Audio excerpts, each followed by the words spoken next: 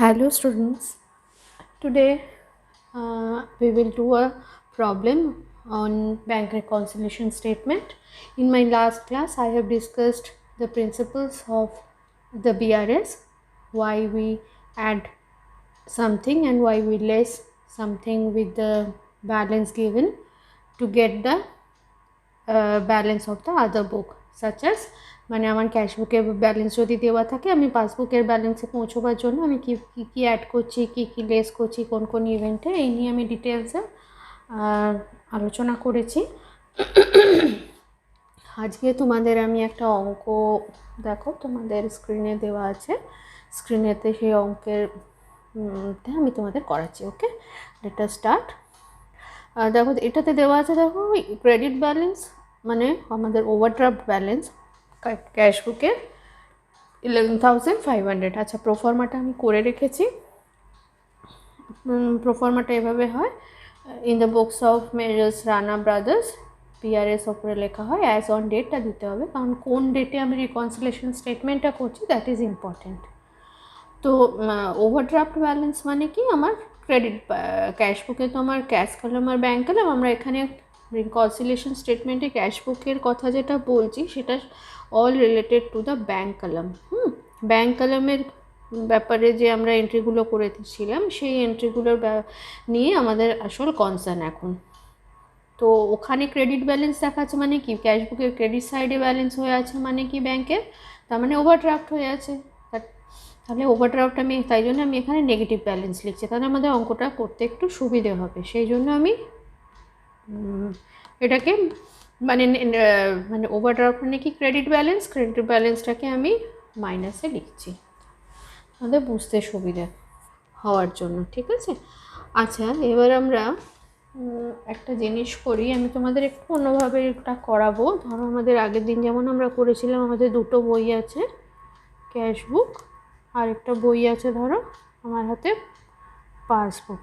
আমার কাছে ক্যাশবুকটা আছে, আমি এই ব্যালেন্সটা থেকে যাচ্ছি, তাই জন্য আমি এই বইটাকে শেডেড করে দিলাম। আমার হাতে কোন বইটা আছে, যে আমার হাতে যে বইটা আছে আমি সেই বইটাতে যা কিছু অ্যাডজাস্টমেন্ট এই বইটার রেসপেক্টে করব। ফার্স্টে আমার এন্ট্রি, ফার্স্টটা তো ব্যালেন্স বসিয়েছি, নেক্সট ওয়ান হচ্ছে cheque of ₹21,300 was issued in the last week of March, but only checks of 14,800 were presented for payment. তার মানে কি, আমার এখানে দেখো আমার 21,300 এখানে আমার পেমেন্ট হয়ে গেছে ক্যাশবুকে, ধরুন ক্যাশবুকের ব্যালেন্সটা আমি অলরেডি কমিয়ে দিয়ে রেখেছি, অথচ পাসবুক আমার শুধু কমিয়েছে 14,800, এই অ্যামাউন্টটা ওর কমানো আছে, তাহলে বাকি অ্যামাউন্ট যেটা সেই অ্যামাউন্টটা আমার ও কমায়নি।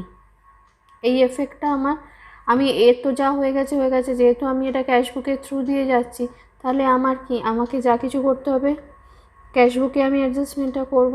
তাহলে 14,800 বাকি যেটা রয়েছে, মানে আমার ব্যালেন্স কত দেখো, আমার আছে 21,300 চেক জমা পড়েছিল, এখান থেকে বেরিয়েছিল, আর 14,800 আমার চেক এরা ক্লিয়ার করে দিয়েছে, তাহলে আমার ব্যালেন্সটা হচ্ছে 6,800। এই অ্যামাউন্টের এফেক্টটা আমার এখানে পড়েনি, পাসবুকে পড়েনি, তাই জন্য পাসবুক ঠিক এই অ্যামাউন্টে বেড়ে আছে, 6,800 অ্যামাউন্টে বেড়ে আছে। ভালো করে বোঝো, 6,800 এই অ্যামাউন্টটা বেড়ে আছে, কারণ এই অ্যামাউন্টের চেকটাই ওরা ক্লিয়ার করেনি। এটা পড়ে দেখবে মার্চ মাসে যে শুধু 14,800 টাকার চেক ক্লিয়ার হয়েছে, পেমেন্ট হয়েছে, 6,800 চেক মার্চে ক্লিয়ার হয়নি, মানে পেমেন্ট হয়নি, তাই পাসবুক এই অ্যামাউন্টে বেড়ে আছে। ও যখন বেড়ে আছে তাহলে আমাকে কি করতে হবে, আমাকে বাড়িয়ে দিতে হবে, ঠিক আছে। এটা থাক, আমি পরে মুছে দেবো, তোমাদের সবটা বুঝিয়ে দিয়ে। তাহলে অ্যাড করব কত, লিখব চেকস, আমি শর্টে লিখছি issued but not yet presented. Payment করা মানে ব্যাংকের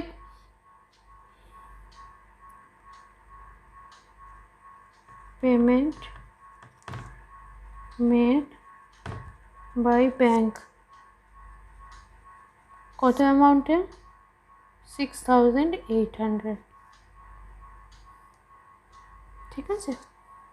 আর কি এর পরেরটা হচ্ছে cheques of 10,750 were presented to the bank, out of them 4,200 was credited in the first week of April. তাহলে এতটা মানে 10,700 টাকার চেক, 750, 10,750 চেক এর মধ্যে আমার কোন এফেক্টটা আমার ক্যাশবুকে পড়েনি, এখানে দেখো কোন এফেক্টটা আমার ক্যাশবুকে পড়েনি। 4,200 টাকার চেক আমার এপ্রিল মাসে ক্রেডিট করেছে, তার মানে 4,200 টাকা চেক পরে বাড়িয়েছে, আগে বাড়ায়নি।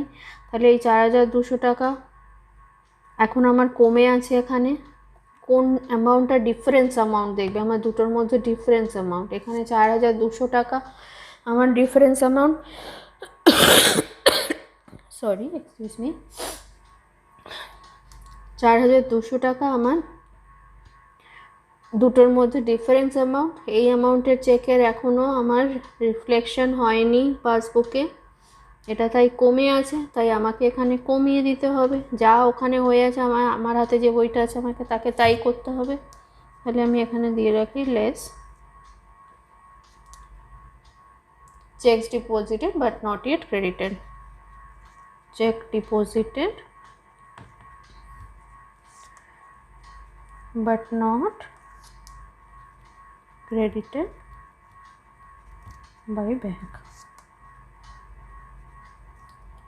কত 4,200।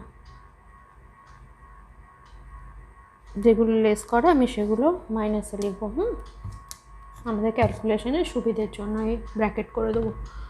নেক্সট হচ্ছে cheque of 1,200 was debited in the cash book. এর পরেরটা হচ্ছে ক্যাশবুকে ডেবিট হয়ে গেছে, মানে ক্যাশবুক আমার বাড়িয়ে দিয়েছি আমি 1,200, এখানে বাড়ানো নেই। এখানে যখন বাড়ানো নেই তাহলে আমাকে কি করতে হবে, আমাকে আবার কমিয়ে দিতে হবে, কারণ এখানে তো কোনো এফেক্ট পড়েনি এখনও 1,200 টাকার, কিন্তু আমি but not presented in bank, ব্যাঙ্কে এখনও বাড়ায়নি, আমি ক্যাশবুকে বাড়িয়ে রেখে দিয়েছি। ডেবিটেড হওয়া মানে ক্যাশবুকে কি বেড়ে যাওয়া, ক্যাশবুকের ব্যালেন্স, তাহলে আমাকে আবার কমিয়ে দিতে হবে। তাহলে আমার নেক্সট হচ্ছে কি cheque recorded in cash book but not deposited in bank,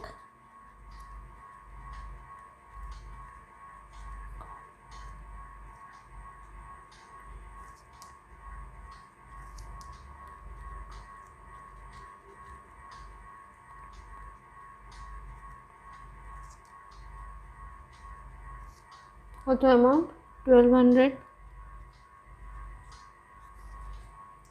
next হচ্ছে আমার number 5 insurance premium paid by bank 1,450 as per standing instruction. এখানে আমার এরা কমিয়ে দিয়েছে অলরেডি, 1,450 স্ট্যান্ডিং ইনস্ট্রাকশন দেওয়া আছে। ব্যাঙ্ক আমরা যে পেমেন্ট করি না বিভিন্ন ইসিএস করা থাকে, ইসিএসে ব্যাঙ্ক কমিয়ে দিয়েছে, আমার এখানে কমানো হয়নি ক্যাশবুকে। তাহলে আমি কি করবো, সিম্পল কমিয়ে দেবো insurance premium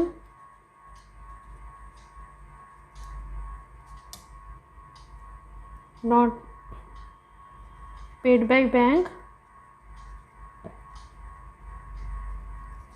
not recorded in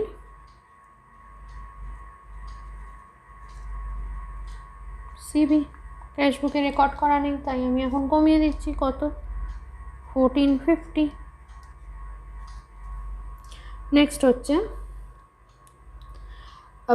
bills of exchange rupees 6,200 were discounted with the bank was dishonored but no entry was made in the cash book। আচ্ছা, এখন বিলস অফ এক্সচেঞ্জ তোমরা এখনও করোনি, সেজন্য বিলস অফ এক্সচেঞ্জকে মনে করো it's a type of negotiable instrument. তো তোমরা এখন চেক যেমন হয় সেরকম চেকের মতোই ভাবো, কিন্তু চেকের ব্যাপারটার মানে অ্যাকাউন্টেন্ট ট্রিটমেন্টগুলো চেকের মতোই হয়, কিছু কিছু ডিফারেন্স আছে। যখন আমরা এই চ্যাপ্টারটা পড়বো তখন এই নিয়ে ডিটেলস আমরা ডিসকাস করবো।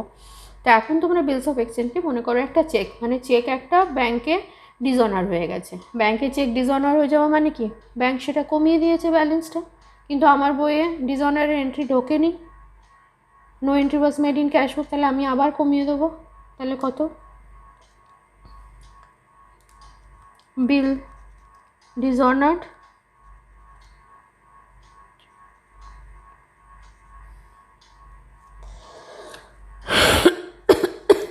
not recorded in CB, আমি কমিয়ে দিই সিম্পল। কত? 6200 টাকা কমিয়ে দিলাম। আমি কিন্তু তোমাদের একটু অন্যভাবে করাচ্ছি, তোমাদের বইয়ে যেভাবে করানো আছে সেভাবে নয়, একটু ইজি করে বোঝার জন্য আমি এভাবে করাচ্ছি। আমার নেক্সট এন্ট্রি কি আছে? Draft of 5000 favouring Bose brothers was issued by the bank. আচ্ছা, levying bank charges 100 rupees in the books entry of 5000 was recorded। তার মানে ক্যাশ বুকে আমার 5000টা রেকর্ডেড হয়েছিল, ইস্যু করে দিয়েছি, ও 5000 কমিয়েছে, ও 5000 কমিয়েছে, কিন্তু 100 রুপিস আমার ব্যাঙ্ক চার্জেস যেটা কমানো হয়েছে সেটা আমার এখানে রেকর্ড করা হয়নি। তাহলে আমার কি হবে? তাহলে এ ব্যাঙ্ক চার্জেস কেটে নিয়েছে, কমানো আছে, এখানে ওর কমানো নেই, আমাকে তাহলে কমিয়ে দিতে হবে।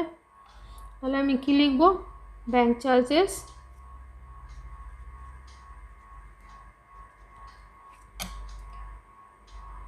কিসের ওপর এটা হয়েছে? অন ড্রাফট ইস্যু করার জন্যই ব্যাঙ্ক চার্জেস কেটেছিল। Is not recorded, not recorded in CB, যেটা রেকর্ড হয়নি সেটাই আমি এখানে এখন রেকর্ড কমিয়ে দিই। এখন কত আছে? 100 টাকা কমিয়ে দিচ্ছি। ওকে,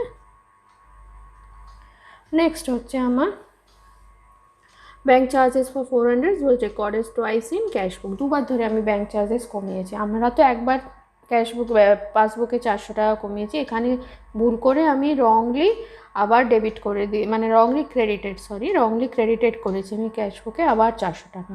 আমি রংলি কমিয়েছি, ক্রেডিট করা মানে কমিয়ে দেওয়া, ক্যাশ বুকে আবার কমিয়েছি, দুবার ধরে কমিয়েছি। তাহলে 400 টাকা আমি কি করব? অ্যাড ব্যাক করে দেবো। তাহলে আমার 400 টাকা অ্যাড ব্যাক করতে হবে। এখানে তো আমার দুবার করা নেই, পাসবুকে আমার কি হয়েছে দেখো, ব্যাঙ্ক চার্জেস 400 টাকা দুবার আমি ক্যাশবুকে এন্ট্রি করেছি, তার মানে দুবার আমি কমানো আছে, কিন্তু এ একবারই কমিয়েছে। তাহলে মানে এর 400 টাকা একবার 400 টাকা কি আছে? কমানো আছে, বাকি 400 টাকা এর কমানো নেই। তাহলে এই দুবার যখন ভুল করে করেছে তাহলে একবার আমি অ্যাড ব্যাক করে দিই। তাহলে add bank charges recorded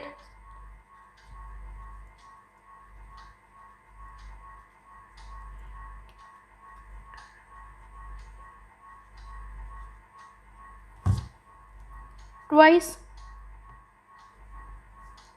in CB। তো যেটা আমি দুবার করেছি একবার আমি অ্যাড ব্যাক করে দিই, হলো। আর কি আছে? And bank charges of 350 were not recorded in cash বুক। আবার ব্যাঙ্ক চার্জেস অফ 350, 400 টাকার ব্যাঙ্ক 350 রুপিজের ব্যাঙ্ক চার্জেস আবার ক্যাশ বুকে রেকর্ড, মানে এখানে 350 আমার কমানো আছে, অথচ এখানে আমার কমানো নেই, রেকর্ড করা হয়নি মানে কমায়নি, তাহলে আমাকে কমিয়ে দিতে হবে। আমি কমিয়ে দিই। Bank charges not recorded in CB. আমার হাতে যে বই আছে আমি সেই বইয়ে বাড়াবো বা কমাবো অন্য বইয়ের রেসপেক্টে, ঠিক আছে? কত অ্যামাউন্ট? 350 কমিয়ে দিলাম। এটা আমি তোমাদের বোঝার জন্য করেছিলাম, এটা তোমাদের নিজেরা তোমরা রাফে করে নিতে পারো বোঝার জন্য নিজেরা। ওকে, আর আমার নেই কিছু, আমার অঙ্ক শেষ। এবার আমি এগুলোকে অ্যাড আর করে আমার ব্যালেন্স কত বেরোচ্ছে দেখি। এই দুটো যোগ করে আমার আসবে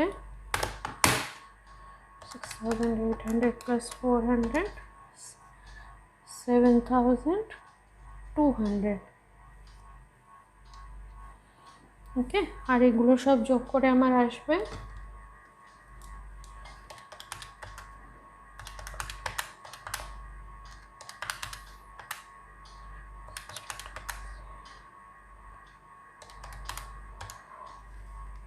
13,500। যেহেতু আমি ব্র্যাকেট করেছি মাইনাস ব্যালেন্স বলে, লেস করা মানে আমার মাইনাস, তাহলে এবার আমি কীভাবে হচ্ছে দেখো, ফার্স্টে আমার আছে মাইনাস 11,500 প্লাস 7,200 মাইনাস 13,500 করলে আমার আসছে 17,800। আচ্ছা, এখানে আমি এটা মাইনাস লিখেছি, এটার মানে হচ্ছে দিস ইজ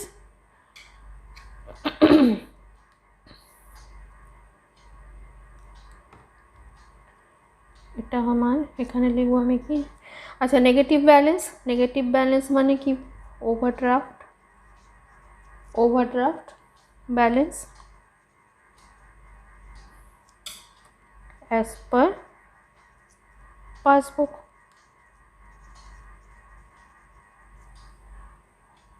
তার মানে কি, এটা ডেবিট ব্যালেন্স। ওভারড্রাফট মানে আমাদের পাসবইয়ের দিকে ওভারড্রাফট মানে ডেবিট ব্যালেন্স, ঠিক আছে। উল্টে যায় আমাদের, ক্যাশবুকের ডেবিট ব্যালেন্স মানে পজিটিভ ব্যালেন্স, আর পাসবুকের ডেবিট ব্যালেন্স মানে ওভারড্রাফট ব্যালেন্স। যেহেতু এটা নেগেটিভ সাইনে বেরোলো তাই জন্য এটা ওভারড্রাফট ব্যালেন্স হলো। কারণ নেগেটিভ কেন বেরোলো, এটা প্লাস মাইনাস করলেই দেখবে মাইনাস 17,800 বেরোবে, ঠিক আছে। আচ্ছা, তোমরা এই অঙ্কটা আরেকবার নিজেরা করবে, না দেখে করবে। কোনো ডাউটস থাকলে আমাকে কমেন্ট সেকশনে কোয়েশ্চেন করবে। Okay, thank you for watching. আমি পরে আরও অঙ্ক তোমাদের করাবো। Thank you.